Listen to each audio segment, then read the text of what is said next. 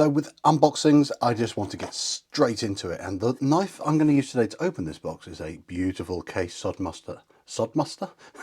This was kindly sent to me by Phoebus, and I'm eternally grateful for their generosity, because this channel wouldn't survive without these kind of generous givings from other companies out there. So thank you again to Phoebus. And here it is. So this is a brand new updated version of the Proteus, and the boxes are always the same from my experience with Phoebus.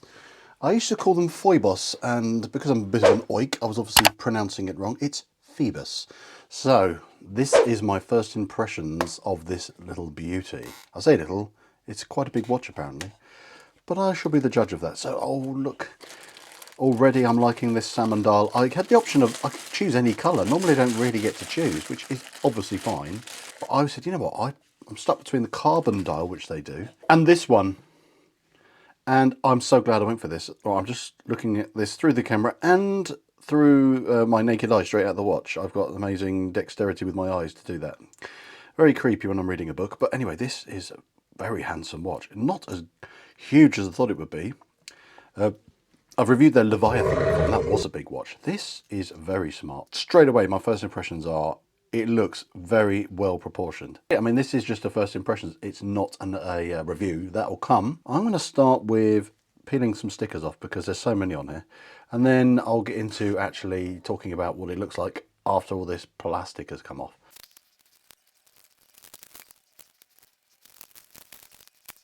Okay, I think the watch is now undressed.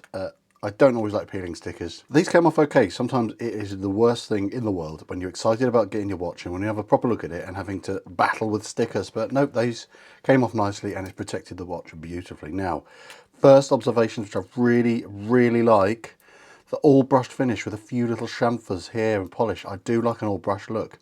I mean, I'm wearing a satin G10 and I've obviously got a thing for satin watches, but not always. I've got a entirely polishes in 104 as well.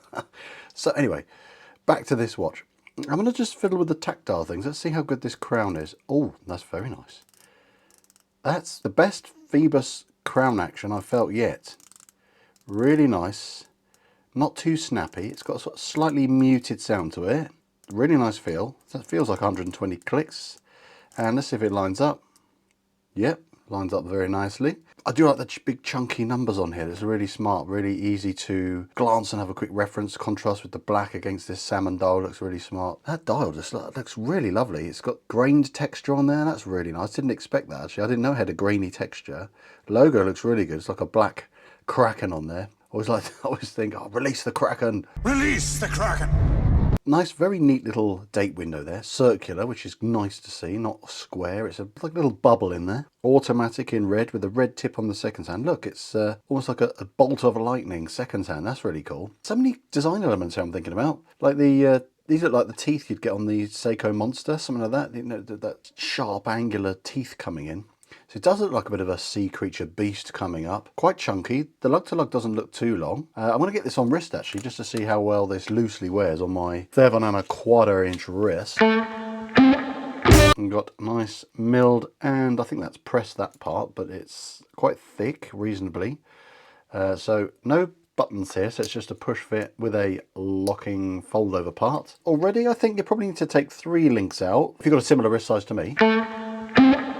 And then you've got 1, 2, 3, 4 micro adjusts, so I think that's sufficient. Yeah, on wrist, I thought this would wear like a massive watch, but I don't think it will. This feels like a nicely proportioned watch. Already, I think that's more of a surprise, to be honest. I thought this was going to be too big for me. But no, I think it's a 42, this watch. It just seems like a 40, you know. It doesn't seem like a massive, great big thing. Fit and finish, quick look around that, looks really good. Nice brushing, and lots of it. I do like this.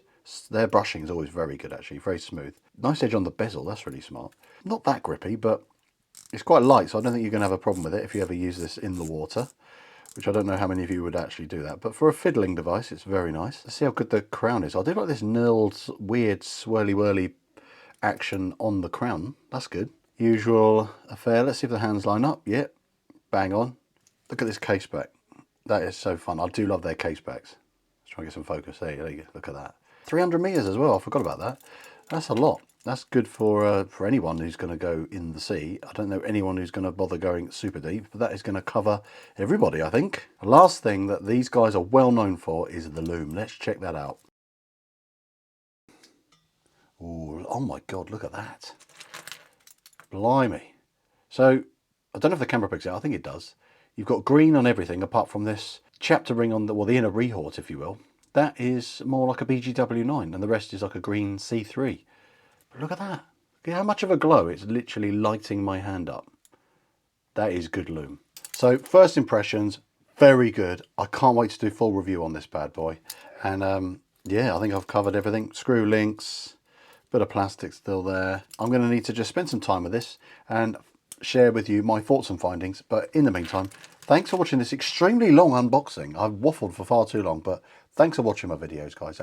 I really can't thank you enough. It means the world to me. But I'll see you in the next one, hopefully. Bye for now.